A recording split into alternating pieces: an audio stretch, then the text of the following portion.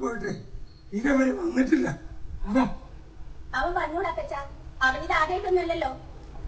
2 വർഷം കഴിഞ്ഞ് വീട്ടിലേക്ക് മടങ്ങി വന്ന ഒരു മനുഷ്യൻ വന്നപ്പോൾ മുതൽ അവനെ പറ്റി ചോദിക്കുക, ഓരോ കാര്യങ്ങൾ പറഞ്ഞ് ഞാൻ ഒഴിഞ്ഞു മാറുകയാ. അപ്പച്ചൻ ഇനി അവനെ നോക്കിയിരുന്ന് ഉറക്കം കളയണ്ട, അപ്പച്ച കിടക്കാൻ നോക്ക്. അതല്ല മക്കളെ, അവന് അലമാരയിൽ നിന്ന് പൈസ എടുത്തെന്ന് പറഞ്ഞപ്പോഴേ എനിക്ക് പെട്ടെന്ന് അങ്ങോട്ട് ദേഷ്യം വന്നു. എവിടേക്കെങ്കിലും പോയി കളയുന്ന പറഞ്ഞിട്ടാ അവൻ ഇറങ്ങിപ്പോയതേ. അതാ അപ്പനതെ ആദ്യമായി പിണങ്ങിയതിന്റെ സങ്കട. അവ വന്നോളൂ അപ്പ, അപ്പ ഉറക്കയ്യണ്ട, അവനെ നന്നാക്കേണ്ട സമയം കഴിഞ്ഞു പോയി അപ്പ. അവൻ മോശമാണെന്നുള്ള നിങ്ങളുടെ ഈ ധാരണയാ ആദ്യം മാറ്റേണ്ടത്. അപ്പന്റെ ഈ പിടിവാശിക്ക് മുന്നിൽ തകർന്നു വീഴുന്നതേ ഞങ്ങളുടെ കുടുംബ ജീവിതമാ.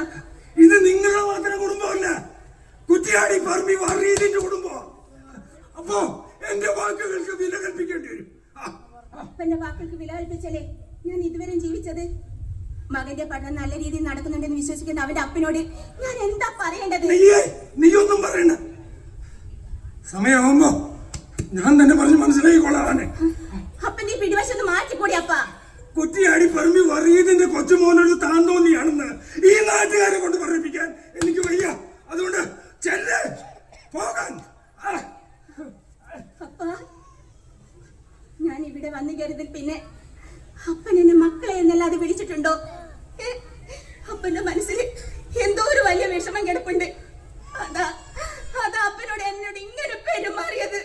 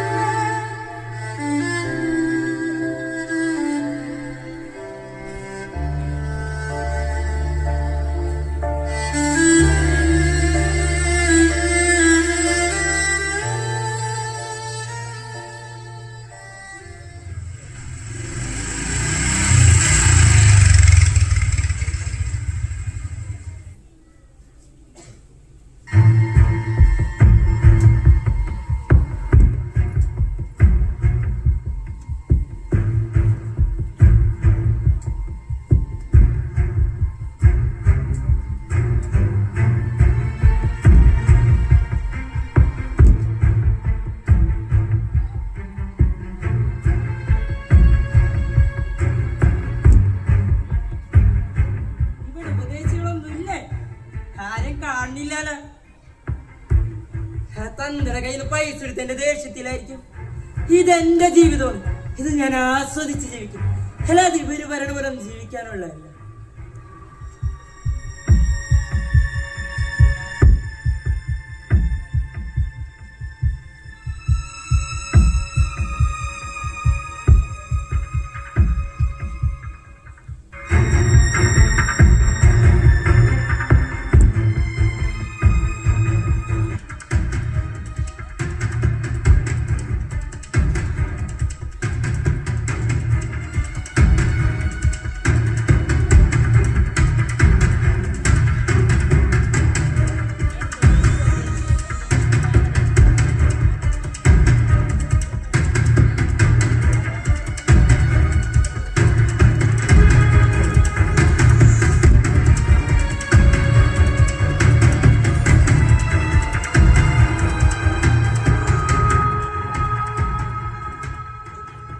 ലാളനയുടെ കൊടുമുടിയിലെത്തി മക്കളെ തിരിച്ചറിയാനാവാതെ ദുർനടപ്പിന് പാതയൊരുക്കി കൊടുത്തവനാ ഞാൻ.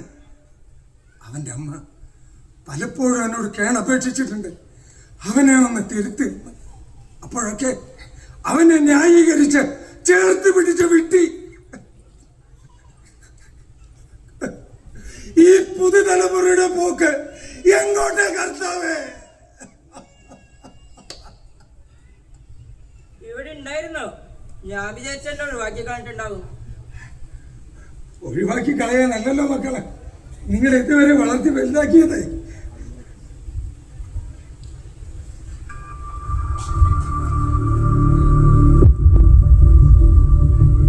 ഇതിലുണ്ടായിരുന്ന പൊതി വെല്ലുപ്പിച്ചെടുത്ത ഞാൻ കണ്ടില്ല. കളവ് പറയരുത്. വെല്ലുപ്പിച്ച ആരുടെ കഥ ഇവിടെ പോവാനാ? ഞാൻ കണ്ടില്ലെന്ന് പറഞ്ഞില്ലേ? വെല്ലുപ്പിച്ച എനിക്ക് തായോ? ഞാൻ കാണാതെ എനിക്ക് അങ്ങനെ തരാനാ? വെല്ലുപ്പിച്ച എനിക്ക് തരാനാണ് പറഞ്ഞത്. ഞാൻ കണ്ടില്ല. വെല്ലുപ്പിച്ച എനിക്ക് തായോ? വെല്ലുപ്പിച്ച എനിക്ക് തരാനാണ് പറഞ്ഞത്. വെല്ലുപ്പിച്ച മോനെ, മോനെ വേണ്ടടാ. വെല്ലുപ്പിച്ച എനിക്ക് തരാനാണ് പറഞ്ഞത്.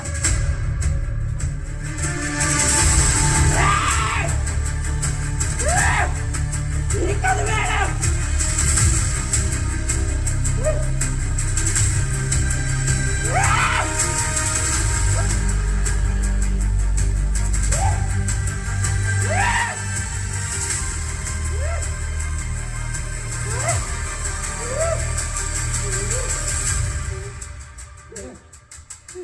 ഇതാണ് നീ ആവശ്യപ്പെട്ടത്.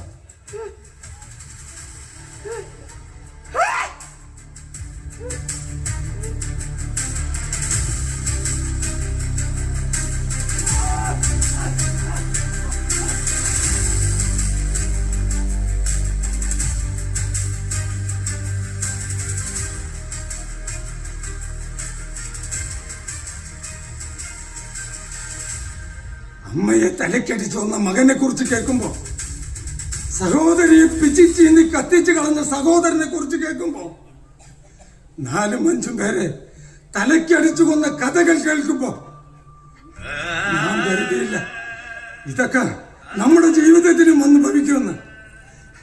നമ്മൾ അങ്ങനെയാ, മറ്റുള്ളവരുടെ ജീവിതത്തിലേക്ക് എത്തി നോക്കുന്നവരാ നമ്മളെ. ഒരിക്കൽ ഇത്തരം ദുരന്തങ്ങൾ നമ്മുടെ ജീവിതത്തിലേക്ക് പടികടന്നു വരുമ്പോഴാ അന്ന് അവരനുഭവിച്ച ദുഃഖവും വേദനയും എത്രയാണെന്ന് നാം മനസ്സിലാക്കുന്നത്. ഈശോയെ, എന്റെ മകന്റെ ജീവിതത്തിൽ ഏറ്റവും സന്തോഷമുള്ള ഒരു ദിവസമാണ് വരാൻ പോകുന്നത്. ഇതിനിടയിൽ ഞാൻ അവനോട് ഇത് എങ്ങനെയാവെന്ന് പറയുക? നീ തന്നെ എനിക്കൊരു വഴി കാണിച്ചു തരണം കർത്താവേ. കാലമേ നീയാണു സാക്ഷി, കപടലോകമേ നീയെല്ലാം കാണുന്നുവോ? ആരോരുക്കിയ കെണിയിൽ കുരുങ്ങി തകർന്നടിയാനോ? കൗമാര യൗവനങ്ങൾ ലഹ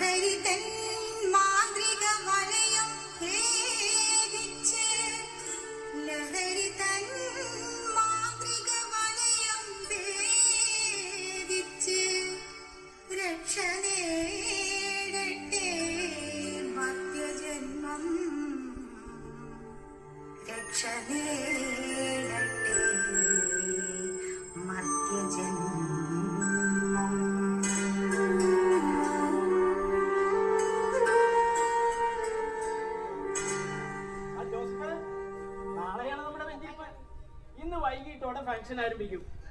എല്ലാവരും നേരത്തെ ഇവിടെ എത്തണം. ഓ ഓക്കെ ഓക്കെ, വൈകിട്ട് കാണാം. Okay okay. എടാ മോനെ, ഇന്നലെ മുതൽ നീ എവിടെയായിരുന്നടാ? എത്ര നേരമായി ഞാൻ വന്നിട്ടെന്നറിയാമോ? അപ്പച്ച ഇന്നലെ കൂട്ടാന്റെ വീട്ടിൽ ഗ്രൂപ്പ് സ്റ്റഡി ഉണ്ടായിരുന്നു. വന്നപ്പോ നേരം വഴുകി. പിന്നെ അപ്പച്ചൻ കിടന്നിട്ടുണ്ടാന്ന് വെച്ചിട്ട് ഞാൻ വിളിക്കാൻ. ഇവിടെ നടക്കാൻ പോകുന്ന പരിപാടിയെ കുറിച്ച് വല്ല ശ്രദ്ധയും ഉണ്ടോ? നിന്റെ കൂട്ടുകാരന്മാരൊക്കെ നീ പാർക്കിൽ വിളിച്ചാ? ടീച്ചേഴ്സിനെ വല്ലതും വിളിക്കാനുണ്ടാ? എല്ലാരും വിളിച്ചാറുണ്ടല്ലോ. കൂട്ടുകാരന്മാരോടൊക്കെ ഞാൻ പറഞ്ഞിട്ടുണ്ട്. ടീച്ചേഴ്സിനും അമ്മിച്ചും പറഞ്ഞിട്ടുണ്ട്. ഞാൻ അതേ പുതിയ വീട്ടിൽ പോണ്. അപ്പച്ചനെ കണ്ടോ? മുറിയിൽ കാണുന്നില്ല. അപ്പച്ചനാ പുതിയ വീട്ടിലേക്ക് എങ്ങാനും പോയിട്ടുണ്ടാവും. ഡെക്കറേഷൻ പണി നടക്കല്ലേ? ഏയ്, രാവിലെ കാപ്പിയുടെ അപ്പച്ചൻ എങ്ങോട്ട് പോകുന്നതല്ലോ. ഇനി റെജിയുടെ റൂമിൽ ഉണ്ടാവോ? റെജി ഇപ്പൊ തന്നെ അങ്ങോട്ട് പുറത്തോട്ട് പോകും. ദേവായിരുന്നു അപ്പച്ചൻ. അപ്പച്ച കാപ്പി കുടിക്കാതെ എങ്ങോട്ടാ പോയത്? അയ്യോ, എന്താ അപ്പച്ചന്റെ നെറ്റിയില്? ഒന്നുമില്ല മക്കളെ, പള്ളിയിലേക്ക് പോകുമ്പോഴേ ഒന്ന് തട്ടി വീണതാ. പിന്നെ പള്ളിയിൽ ചെന്നപ്പോ അച്ഛൻ മരുന്ന് വെച്ചിട്ട് അത് വിട്ടതുമില്ല. ഒന്നുമില്ലടാ, ഒന്നുമില്ല. വെഞ്ചരിപ്പിന്റെയും മറ്റും കാര്യങ്ങളും നിങ്ങൾ അച്ഛനോട് പറഞ്ഞിട്ടുണ്ടാവും അറിയാം. എങ്കിലും ഞാനും കൂടി ഒന്ന് പറയണ്ട മക്കളെ. അതാ മാത്രമല്ല, മറ്റു ചില കാര്യങ്ങൾ കൂടി അച്ഛനെ ധരിപ്പിക്കാനുണ്ടായിരുന്നു. അതാ. അപ്പച്ച, അപ്പച്ചന് മുഖം വല്ലാണ്ടിരിക്കുന്നുണ്ടല്ലോ. എന്താ പറ്റിയേ?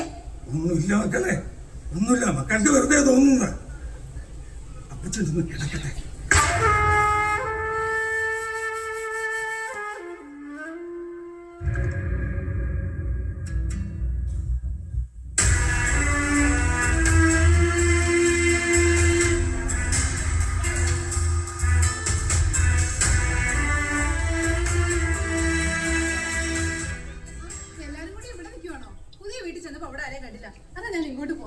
ഞങ്ങളിപ്പോ അവിടെ നിന്ന് ഇങ്ങോട്ട് വന്നതേ ഉള്ളൂ. കൂട്ടേട്ടനെ പണിയെല്ലാം തീർത്ത് വെച്ചിട്ട് പോയ പോക്കാ. കുട്ടേട്ടൻ വീട്ടിലുണ്ട്. എന്തോ തിരക്ക് പിടിച്ച പണിയാ. ഇങ്ങോട്ട് വരുമെന്ന് പറഞ്ഞിട്ടുണ്ട്. ഒരു വിശ്രമമില്ലാതെ പണിയെടുക്കുന്ന ആളാണ് കുട്ടൻ. ഇങ്ങനെ ശരീരം നോക്കാതെ പണിയെടുക്കുന്നത് അത്ര നല്ലതല്ലെന്ന് രജിതൊക്കെ ഒന്ന് പറഞ്ഞ് മനസ്സിലാക്കി കൂടെ? അതിന് ഞാൻ പറഞ്ഞ വല്ല കുട്ടേട്ടൻ കേൾക്കോ? പിന്നെ എന്തെങ്കിലും അനുസരിക്കുന്ന തന്നെ മോള് പറയണം. എന്നെ വല്ലപ്പോഴും ഫോൺ വിളിക്കുന്നതന്നെ മോള് സ്കൂളിൽ നിന്ന് വന്നോ, എന്തെങ്കിലും കഴിച്ചോ, ഇതൊക്കെ ചോദിക്കാൻ വേണ്ടി മാത്രമേ. പെൺകുട്ടികൾ വീടിന്റെ ഐശ്വര്യമല്ലേ? അവരുടെ സ്നേഹത്തിന് മുമ്പിൽ ഏതൊരച്ഛനും തോറ്റുപോകും. അവർ വീടിന്റെ വിളക്കല്ലേ? കുടുംബത്തിന്റെ വിളക്കെന്ന് പറഞ്ഞ് കൊഞ്ചിക്കുന്ന പെൺകുട്ടികളെ ഒരു പ്രായം കഴിഞ്ഞ വേലികെട്ടി മറക്കുള്ളിൽ അടക്കുന്നതും നമ്മുടെ സമൂഹമാണ്. അതെ, വഴിയേരിയിരുന്ന് വരുന്നവരുടെയും പോകുന്നവരുടെയും വളർച്ചയുടെ കണക്കെടുക്കുന്ന ഒരു കൂട്ടം ജനങ്ങളുണ്ട്. അവരുടെ കടുകൻ കണ്ണുകളിലേക്ക് എങ്ങനെയാണ് നമ്മൾ പെൺമക്കളെ തുറന്നു വിടുന്നത്? അതെ, ഓരോ സ്ത്രീയും വിവസ്ത്രയാക്കപ്പെടുന്നുണ്ട്. അവരുടെ തുറിച്ച നോട്ടങ്ങളാൽ കൗരവ സഭയെ അഴിഞ്ഞ ചേലെ ആർത്ത് വിളിച്ച ഓരോ നോട്ടങ്ങളിലും സ്ത്രീ വിവസ്ത്രയാക്കപ്പെട്ടവളാണ്. മാറുമരക്കാത്ത അടിയാത്തി കിടാത്തിയുടെ മാറിമേൽ പാറി വീണ തമ്പ്രാക്കളുടെ ചോരക്കണ്ണുകളിൽ ഓരോ സ്ത്രീയും തുണിയിൽപ്പെട്ടവളാണ്. ഇന്ന് ഈ മാറ്റങ്ങളൊക്കെ ഉണ്ടായതേ ഒറ്റ രാത്രി കൊണ്ടുണ്ടായതല്ല. ഇതിന് പിന്നിൽ ഒരുപാട് പേരുടെ ത്യാഗമുണ്ട്. മാറേണ്ട ആചാരങ്ങൾ മാറുക തന്നെ ചെയ്യും. പിന്നെ പുരോഗമനവാദിയായ എന്റെ പത്നി അവിടെ ഒരുപാട് പണികൾ ബാക്കി കിടക്കണം. നമ്മളിങ്ങനെ വർത്താനം പറഞ്ഞുകൊണ്ടാണ് ഇതൊക്കെ ആര് ചെയ്യും? ശരിയാ, ഞങ്ങളങ്ങോട്ട് പോട്ടെ. ചെല്ലി ചെല്ലി. അല്ല, ഇതാരാ വരുന്നത്? കുറച്ച് കഴിഞ്ഞേ വരുള്ളൂ. നേരത്തെ പോന്നോ? ഇപ്പോഴെങ്കിലും വന്നില്ലേ? ഇവന്റെ വായലിരിക്കണ ഞാൻ കേൾക്കണ്ട്. ഇത്രയും വലിയ ഫംഗ്ഷൻ നടക്കുമ്പോൾ ഇവന്റെ ഒരു സപ്പോർട്ട് ഇല്ലാതെ ഞാൻ ഇതെങ്ങനെ മാനേജ് ചെയ്യും? അതുകൊള്ളാം. ഇതെല്ലാം ഒറ്റക്കാണ് കുട്ടേട്ടൻ ചെയ്തത്. ഇനി അല്പനേരം ഒന്ന് വിശ്രമിക്കട്ടെ. അവരെ പറഞ്ഞു കൊടുക്കൂ ജോസി. കുട്ടന് ഇതൊന്നൊരു ഭാരമല്ലാന്നേ. നിനക്കറിയോ, സ്കൂളിൽ പഠിക്കുന്ന കാലത്ത് ഏറ്റവും നന്നായിട്ട് പഠിക്കുന്ന കുട്ടിയായിരുന്നു കുട്ടൻ. വരക്കാനും പാടാനും കഴിവുള്ളവൻ. ഇവൻ വരക്കുന്ന ചിത്രങ്ങൾ കണ്ടിട്ടേ പലപ്പോഴും ഞങ്ങൾ അത്ഭുതപ്പെട്ടിട്ടുണ്ട്. പഠനത്തിലും കലയിലും ഒന്നാമൻ തന്നെയായിരുന്നു. അതെ രജിതേ, ഇവർക്ക് രണ്ടുപേർക്കും പരസ്പരം പുകഴ്ത്താനേ നേരുള്ളൂ. അതെ, ഇവരിങ്ങനെ പരസ്പരം പുകഴ്ത്തുന്നതിന് മാസക്കൂലിയാണോ അതോ ദിവസക്കൂലിയാണോ? അതെ, രണ്ടു ചേട്ടന്മാരും കൂടെ ഇവിടെ പരസ്പരം അങ്ങോട്ടും ഇങ്ങോട്ടും പറഞ്ഞ് പുകഴ്ത്തിയിരുന്നോ കേട്ടോ. ഞങ്ങൾ അങ്ങോട്ട് ചെല്ലട്ടെ.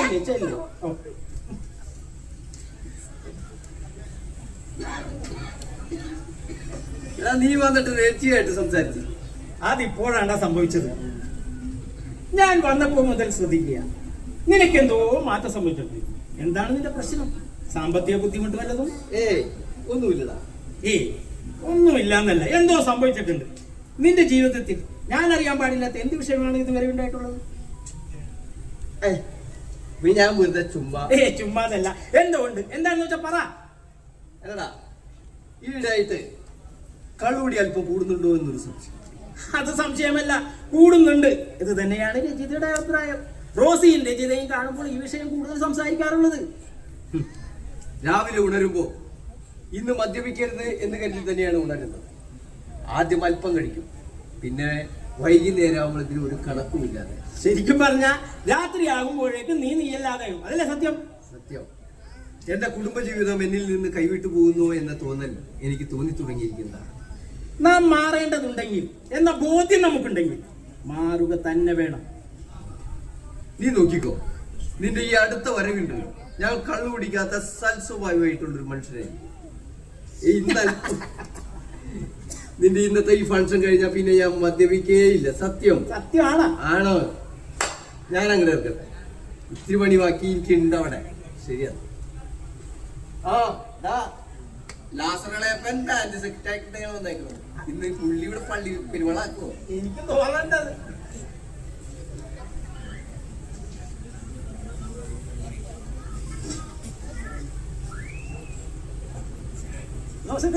ശ്രുതിയെ എല്ലാം ഉണ്ടല്ല, അത് റൂമിലേക്ക് വെച്ചിരിക്കും.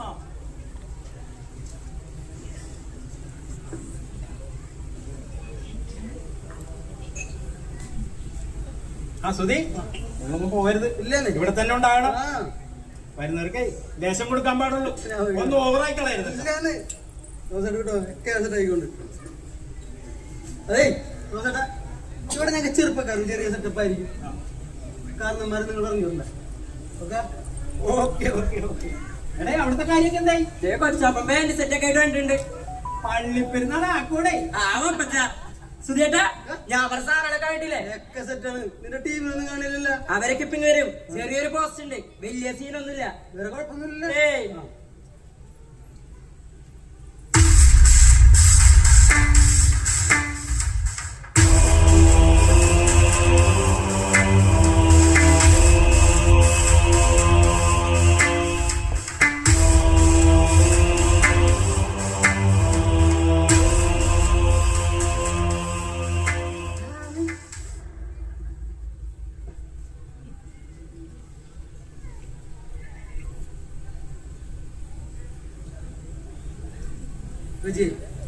എന്റെ സുധിയേട്ടാ, നീ എനിക്കൊരു ഉപകാരം ചെയ്യും.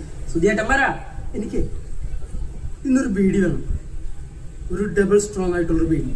ഒരു പുകയിടുതാലേ കറങ്ങി വീഴണം. പറ്റുമോ? ഇതാണോ കാര്യം? ഇന്ന സുധിയേട്ടാ, ഇതേ ഡബിൾ സ്ട്രോങ്ങാ. അല്ല സുധിയേട്ടാ, പ്ലാൻ എന്താണെന്ന് അറിയില്ല. പറയാം, വാ.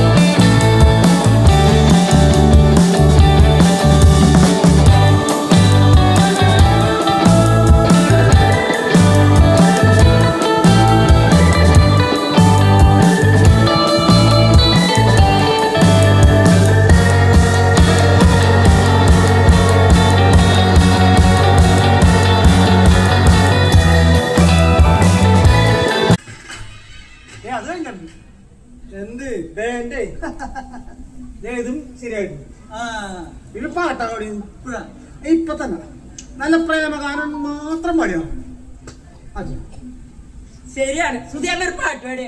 സുധിയാറിന് ഏറ്റവും കൂടുതൽ സന്തോഷമുള്ള ദിവസമല്ലേ? സുധിയാറിന് ഒരു പാട്ട് പാടി. ശരിയാണ്ടാ.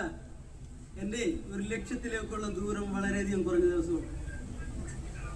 എന്റെ കോളേജ് പഠന കാലത്തെ ഞാനും എന്റെ പ്രണയിനിയും കൂടി പാടാറുള്ള ഒരു പാട്ടുണ്ട്. അത് തന്നെ പാടാം.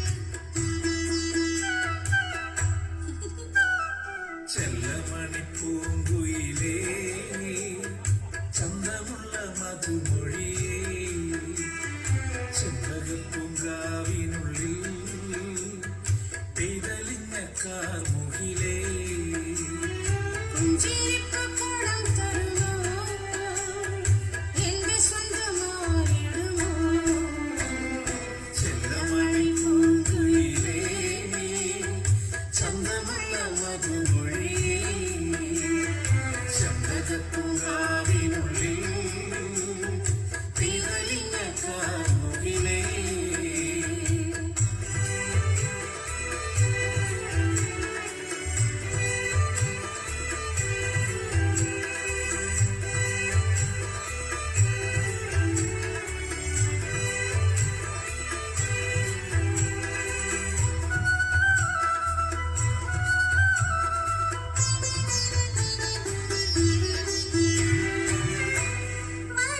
മനസുരഭമായി ഞാൻ മറുമരികെ ദിനം പ്രണയമൊരു തേൻകണം അത് മുതലുമെൻ മനം ഏഴ് ചൂടുമെൻ രാഗമലരേ രാമഴയിലാടുമാ ഒരു ഇതിലേ ആനിലായും ആനിലയായി ചേർന്നു മയങ്ങാം ചെല്ലമണിപ്പൂങ്കുയിലേ ചന്തമുള്ള മധുമൊഴിയേ ചെമ്പകപ്പൂങ്കാവിനുള്ളിൽ പെയ്തലിഞ്ഞ കാർമുകിലേ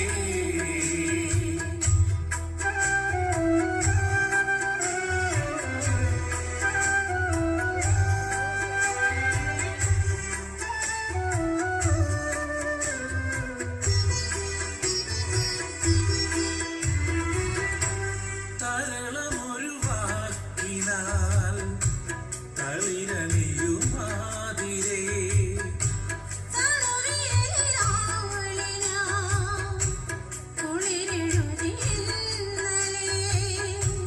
ലോലമൊരു തൂവലാ മാറിയകലേ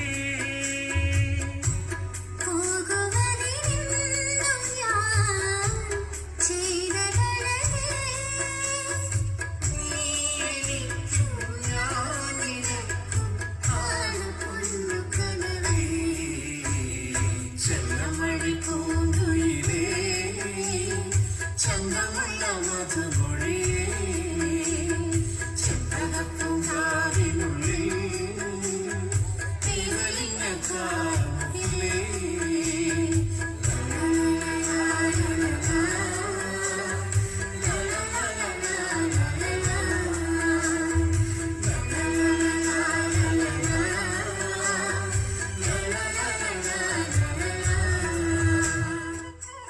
നേരെ ഒരുപാടായി, ഞാൻ പോകുന്നു.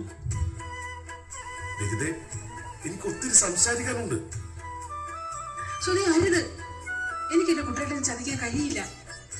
എന്റെ മോളെയും പൊന്നു പോലെയാണ് കുട്ടികളെ നോക്കുന്നത്. ആ പാവത്തിന് ചതിക്കാൻ എനിക്കാവില്ല സുധി. സുധി എന്നും എന്റെ നല്ല സുഹൃത്തായിരിക്കും. ഇത് പറയാനാ ഞാനിപ്പോ ഇങ്ങോട്ട് വന്നത്. സുധി ഇനി ഒരിക്കലും എന്നെ ശല്യം ചെയ്യരുത്. മോൾ അവിടെ തനിച്ചാണ്, ഞാൻ പോകുന്നു. ഞാനൊന്ന് പറയട്ടെ.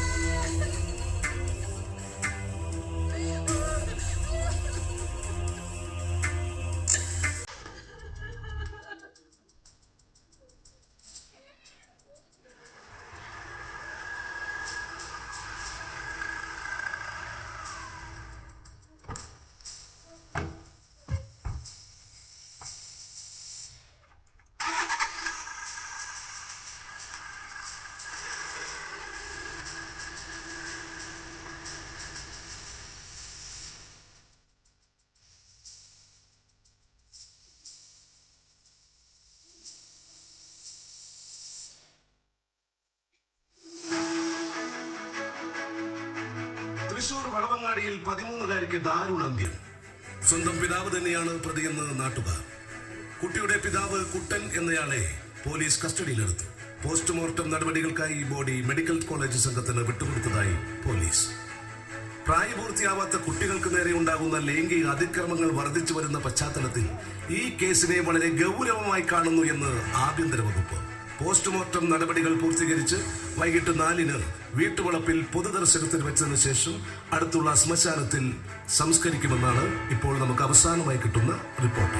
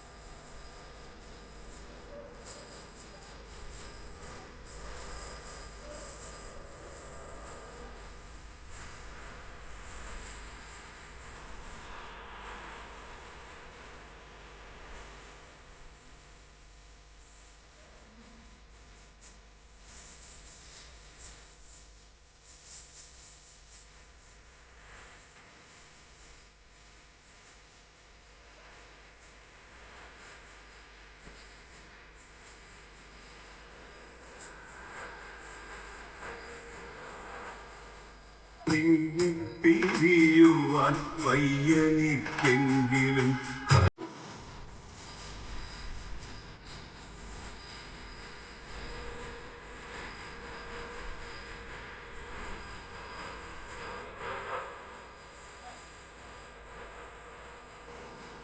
ഇറ്റിറ്റു വീഴുന്ന കണ്ണുനീർ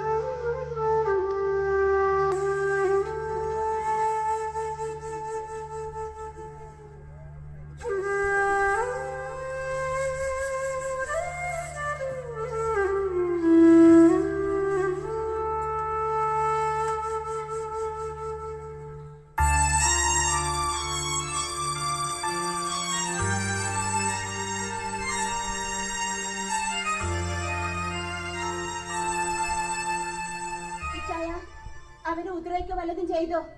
ഫാദർ കൂടെ അതിന്റെ പേരിൽ ചോദ്യം ചെയ്യലുകൾക്കൊക്കെ ഒരു മയമുണ്ടായിരുന്നു. കുട്ടനെ ഞാൻ അവിടെ വെച്ച് കണ്ടു. അവൻ ആകെ തകർന്നിരിക്കുക. ഞാൻ എത്ര ആലോചിച്ചിട്ടും അവന്റെ ഭാഗത്ത് നിന്ന് അങ്ങനെ ഒരു തെറ്റ് സംഭവിക്കുമെന്ന് എനിക്ക് ചിന്തിക്കാനേ കഴിയുന്നില്ല. കുട്ടേട്ടൻ അങ്ങനെ ഒരു തെറ്റ് ചെയ്യുമെന്ന് ഞാൻ വിശ്വസിക്കുന്നില്ല. തെറ്റ് ചെയ്യാനാണോ അവന് പോലീസുകാരുണ്ടായത്? പോലീസ് എന്നെയും ചോദ്യം ചെയ്തതല്ലേ? അവർ ചോദിച്ച ചോദ്യങ്ങൾക്ക് ഉത്തരമില്ലാതെ കേൾക്കുകയായിരുന്നു ഞാൻ. പോലീസിന് ചോദ്യം ചെയ്യാം, നമുക്ക് നമ്മുടെ നിരപരാധിത്വം അവരെ ബോധ്യപ്പെടുത്തിയാൽ മതി. കള്ള് കഞ്ചാവും കുടിച്ച് കുട്ടീനെ അതും ഇതൊക്കെ ചെയ്തതിന് നമ്മൾ എന്ത് പഠിച്ചു? അവർക്ക് നമ്മുടെ നിരപരാധിത്വം ബോധ്യപ്പെടും. നമ്മൾ പറയുന്ന കാര്യങ്ങൾ സത്യമാണെന്ന് അവർക്ക് കൂടി തോന്നണ്ടേ? നമ്മുടെ വീട്ടിൽ നടന്ന പരിപാടിയിൽ എങ്ങനെയാണ് ലഹരി എത്തിയത്? അപ്പനെ വിഷമിപ്പിക്കണ്ടായിട്ട് കരുതിയ ഇതുവരെ ഞാൻ ഒന്നും പറയാതിരുന്നത്. ഇനി ഇനി എനിക്കതിനാവില്ല അപ്പ. അപ്പ സത്യം പറയേ. എനിക്കറിയില്ല എന്നല്ലേ പറഞ്ഞു. അപ്പനി എല്ലാം അറിയാം. നമ്മുടെ വീട്ടിൽ നടന്ന പരിപാടിയിൽ വെച്ചാണ് കുട്ടൻ ലഹരി ഉപയോഗിച്ചത്. ആ ലഹരി എവിടെ നിന്ന് എത്തി എന്നതിനുള്ള ഉത്തരം നമ്മൾ തന്നെ പറയേണ്ടി വരും. ഒരുപാട് ആളുകൾ പങ്കെടുക്കുന്ന ഒരു ചടങ്ങായിരുന്നില്ല അത്. അതിനിടയിൽ ആരാ ലഹരി കൊണ്ടുവന്നെന്ന് നാം എങ്ങനെയാണ് പറയാ? നമ്മുടെ ചടങ്ങുകൾക്കുള്ളിൽ ലഹരിയുമായി ബന്ധമുള്ള ആരോ കടന്നുകൂടിയിട്ടുണ്ട്. അതാരാണെന്ന് അപ്പന് നല്ല ബോധ്യവുമുണ്ട്. അപ്പനൊരു കാര്യം ഓർത്തോ, അപ്പൻ ചെയ്യുന്ന ഈ ക്രൂരതയ്ക്ക് കർത്താവ് പോലും മാപ്പ് തരില്ലപ്പാ.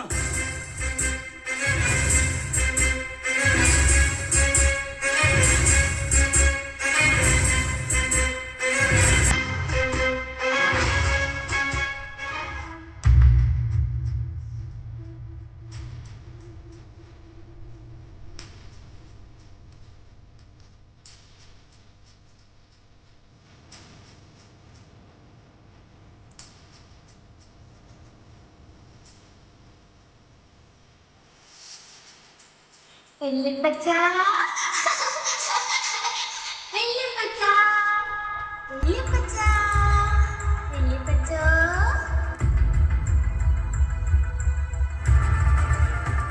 വെല്ലിപ്പച്ചാ വെല്ലിപ്പച്ചാ വെല്ലിപ്പച്ചാ വെല്ലിപ്പച്ചാ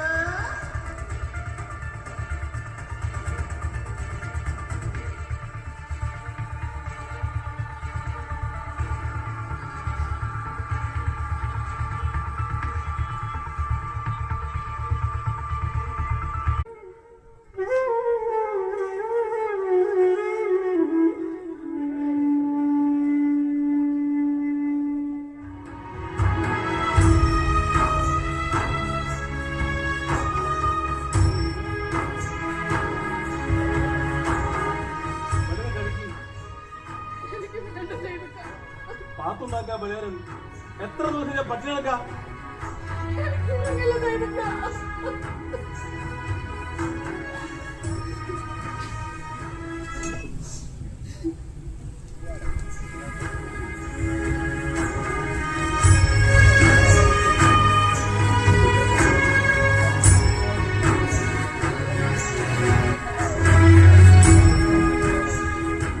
അതിനെ കുറിച്ച് എവിടെ പറയുമ്പോഴും ഒത്തിരി അഹങ്കാരത്തോടുകൂടിയാണ് പറയാറുള്ളത്. ഇതിപ്പോ ഏത് വീട്ടിലേക്കും സ്വാതന്ത്ര്യത്തോടെ കയറി ചെല്ലാൻ കഴിയുന്ന ഒരുത്തനായിരുന്നു കുട്ടൻ. ഇതിപ്പോ എങ്ങനെയാ വിശ്വസിച്ച് കുടുംബത്തിലെ ഘടിപ്പിക്കുക? എന്നേക്കാളും 10 വയസ്സിന് ഇളയവനാണ് കുട്ടൻ. ചിലപ്പോൾ എന്റെ ഏട്ടനെ പോലെ, ചിലപ്പോൾ എന്റെ അനുജനെ പോലെ, ചിലപ്പോൾ എന്റെ കൂട്ടുകാരനെ പോലെ. നേരിൽ കാണുമ്പോഴൊക്കെ ചീത്തയും ശകാരവുമാണെങ്കിലും എനിക്ക് അവൻ ഒത്തിരി ഇഷ്ടമായിരുന്നു സൈതാരിക്കാം.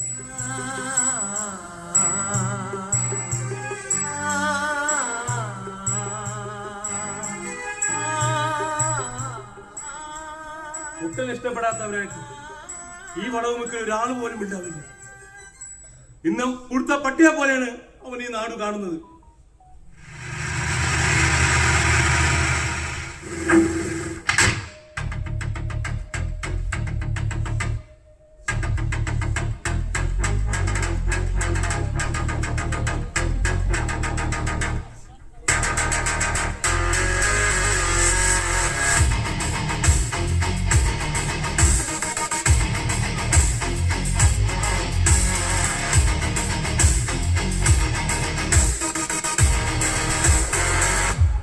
നിങ്ങൾ രണ്ടുപേരും അല്പസമയം പുറത്തു നിൽക്കൂ.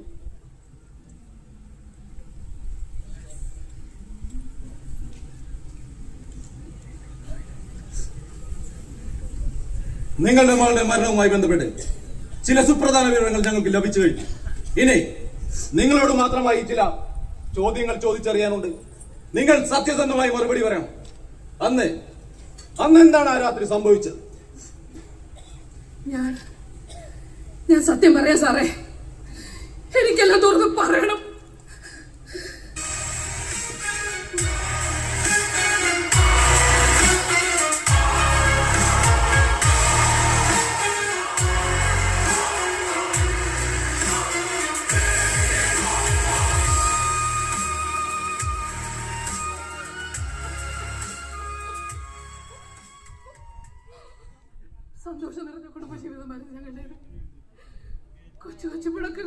കുറവുകളും ഉണ്ടായിരുന്നെങ്കിൽ എന്നെയും മോളെയും പൊന്നുപോലെയാണ് കുട്ടേട്ടൻ നോക്കിയത്.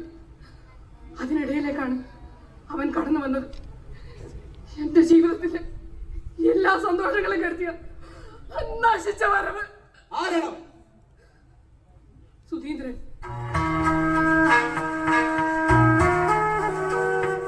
കോളേജിൽ ഞങ്ങൾ ഒന്നിച്ച് പഠിച്ചതാണ്. അക്കാലത്ത് ഞങ്ങൾ തമ്മിൽ ഇഷ്ടത്തിലായിരുന്നു. പിന്നീട് വർഷങ്ങൾക്ക് ശേഷമാണ് ഞങ്ങൾ തമ്മിൽ കണ്ടുമുട്ടുന്നത്. വിവാഹം കഴിഞ്ഞ് 7 വർഷങ്ങൾക്ക് ശേഷം എന്റെ മോളുടെ പുതിയ ഓട്ടോ ഡ്രൈവറായിട്ടാണ് സുധിയെ പിന്നെ കാണുന്നത്. പിന്നീട് എപ്പോഴും ഞങ്ങൾ ആ സൗഹൃദം വീണ്ടും. നിങ്ങൾ എന്തുകൊണ്ട് ഈ വിവരം നേരത്തെ പറഞ്ഞില്ല? സുധിയുടെ ഫോണിൽ ഞങ്ങളുടെ പഴയ കാലത്ത് കുറെ ഫോട്ടോകൾ ഉണ്ടായിരുന്നു. സുധി പറയുന്നത് പോലെ പറഞ്ഞില്ലെങ്കിൽ അതൊക്കെ നാട്ടുകാരെ കാണിക്കുമെന്ന് പറഞ്ഞ് എന്നെ ഭീഷണിപ്പെടുത്തി. കുട്ടന്റെ മോളും അന്ന് പാർക്കൽ ഫംഗ്ഷൻ കഴിഞ്ഞ് നേരത്തെ പോകുന്നില്ലെന്നല്ലേ നിങ്ങൾ പറഞ്ഞത്? അതെ, പക്ഷേ സത്യം അതല്ല സാറേ. കുട്ടേട്ടൻ നന്നായി മദ്യപിച്ചിട്ടുണ്ടായിരുന്നു. ഏട്ടനെ പാർക്കൽ വീട്ടിൽ കാണാതായപ്പോ സുധിയാണ് എന്നെ മോളെ വീട്ടിൽ കൊണ്ടാക്കിയത്. വന്ന ഉടനെ ഉറക്കം വരുന്നു എന്ന് പറഞ്ഞ് എന്റെ മോള് പോയി കിടന്നു. ഞാനും സുധി കുറച്ചു സമയം പുറത്തിരുന്ന് സംസാരിച്ചു. ഏട്ടൻ എത്തി കാണുമെന്ന് കരുതി ഞാൻ വീട്ടിൽ ചെന്നപ്പോ എന്റെ മകൾ. ഞങ്ങൾക്കാരെയും പ്രതി ചേർക്കണമെന്ന് യാതൊരു നിർബന്ധവുമില്ല. സാഹചര്യ തെളിവുകൾ അത് കുട്ടനെതിരായിരുന്നു. അതുകൊണ്ടാണ് ആ സമയം കുട്ടനെ അറസ്റ്റ് ചെയ്തത്. പോസ്റ്റ്മോർട്ടം റിപ്പോർട്ടിൽ അതിദാരുണമായാണ് നിങ്ങളുടെ മകൾ റേപ്പ് ചെയ്യപ്പെട്ടിട്ടുള്ളത്. ഫോറൻസിക് ലാബിലേക്ക് നിങ്ങളുടെ മകളുടെ വസ്ത്രം ഞങ്ങൾ അയച്ചു കഴിഞ്ഞു. ലാബ് റിസൾട്ട് വന്നാലേ യഥാർത്ഥ പ്രതിയിലേക്ക് ഞങ്ങൾക്ക് എത്തിച്ചേരാൻ കഴിയൂ. എന്റെ കുഞ്ഞിനൊപ്പം അന്ന് ഞാനുണ്ടായിരുന്നെങ്കിൽ എന്റെ മോൾക്ക് ഗതികാരില്ലായിരുന്നു.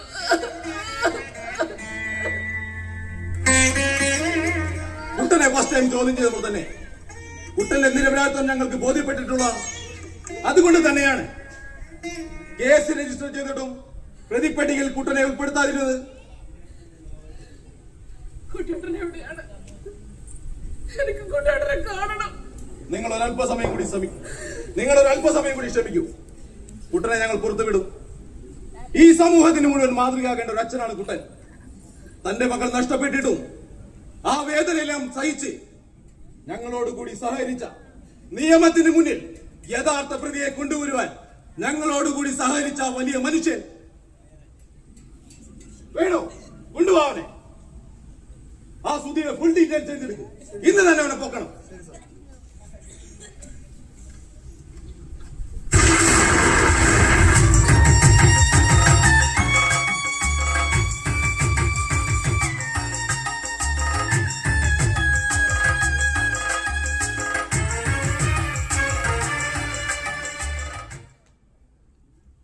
ഇവിടെയാ സാറേ ഞാൻ അവനെ കൊണ്ട് കടത്തിയത്. ക്ഷമിക്കുകയെന്ന് പറഞ്ഞ തീരാവുന്നതല്ല നിന്റെ വിഷമമെന്ന് എനിക്കറിയാം. പക്ഷെ അതാണ് സത്യം. കുതിച്ച് ബോധം നഷ്ടപ്പെട്ട കുട്ടനെ ഇവിടെ കൊണ്ട് കിടത്തിയത് ഞാനാ. അപ്പോഴാ ഞാൻ ആ കാഴ്ച കണ്ടത്. ആ മങ്ങിയ വെളിച്ചത്തിലും എനിക്ക് ആളെ തിരിച്ചറിയാൻ കഴിഞ്ഞു.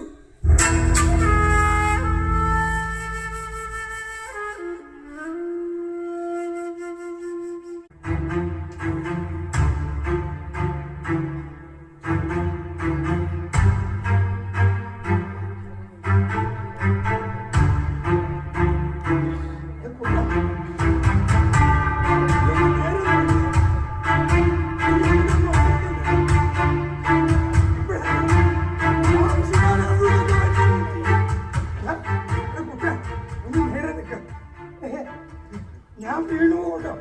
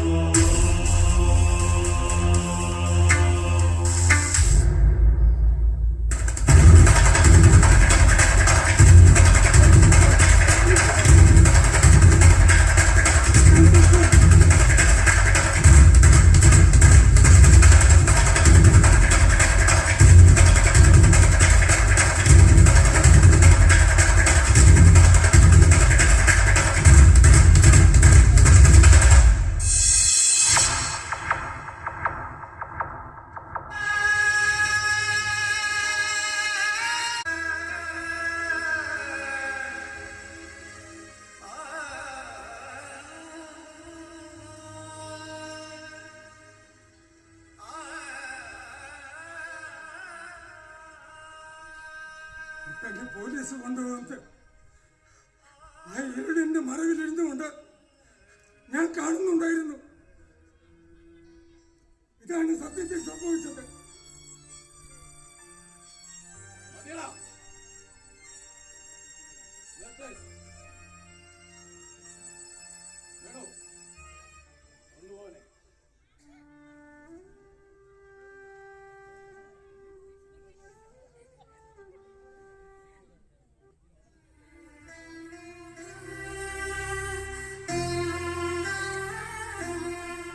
തെറ്റുപറ്റിപ്പോയി മക്കളെ, അച്ഛനോട് ക്ഷമിക്ക.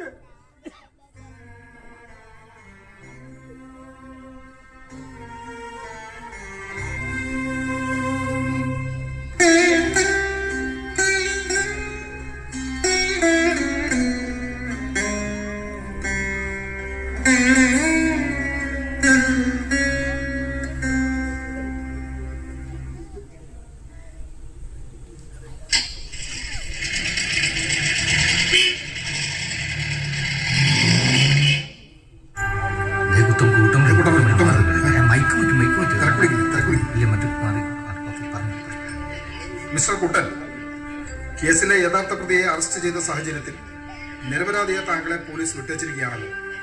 താങ്കളുടെ മേൽ ചാർത്തപ്പെട്ട കുറ്റം ചെറുതായിരുന്നില്ല. സ്വന്തം മകളെ ക്രൂരമായി പീഡിപ്പിച്ച് കൊന്നു എന്നുള്ളതാണ്. ഇതിൽ താങ്കൾക്ക് എന്താണ് പറയാനുള്ളത്? എനിക്ക് ഒന്നും പറയാനില്ല.